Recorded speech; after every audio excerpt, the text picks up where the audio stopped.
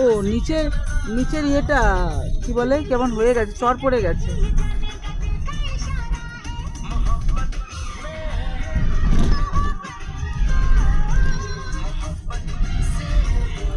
উপরে যাচ্ছে যত তত বরফ দেখতে পাচ্ছি।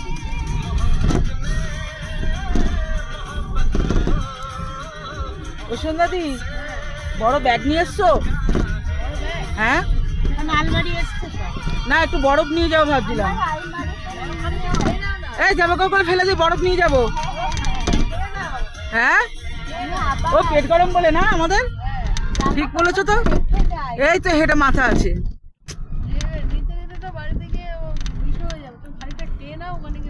ঠিক ঠিক ঠিক বলেছো, ঠিক বলেছো।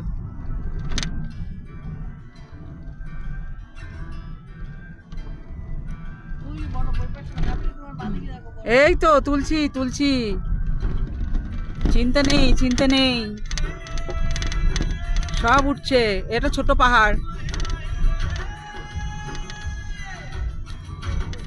মাহি মাহি রে মাহি মাহি রে মাহি মাহি রে মাহি মাহি রে মাহি মাহি রে।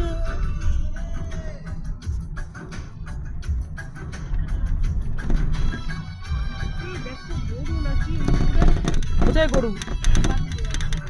ও, আমরা দেখতে পাচ্ছি না।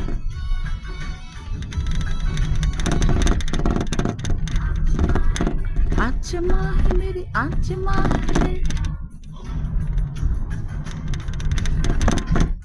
জলগুলো নেই এখন, গিয়ে হয়ে গেছে কাদা কাদা হয়ে গেছে জলগুলো। হ্যাঁ, জল শুকিয়ে কাদা কাদা।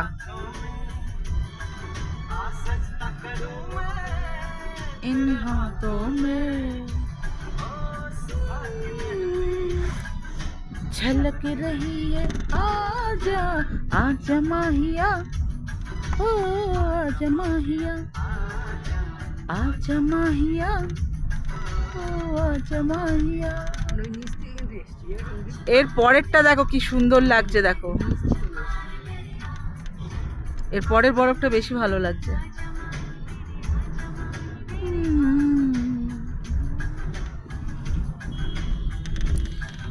সব হোক গে ভাই, আমাদের 200 টাকা মনের মধ্যে লেগে রয়েছে, বলতে পারছি না। এ আর ভোলা যাচ্ছে না, এ ব্যথা কি যে ব্যথা বোঝে কি আন মনে। 200 টাকা আলু ভাজা কি করে ভুলি হায় রে, এ যে মরে গেলেও ভুলতে পারবো না। ওরে আলু ভাজা রে, 200 টাকার আলু ভাজা। হ্যাঁ, আলু কত করে কেজি কি জানি। শম্পা রে, আলু ভাজা খাওয়ার জন্য রে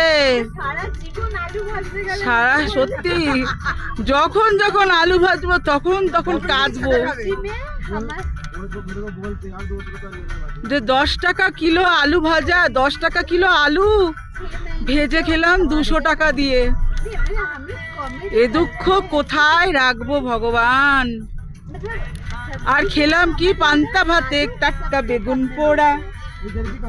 না তা খাইনি, আমরা খেলাম পান্তা ভাতে আলু ভাজা, তাও আবার 200 টাকা কিলো।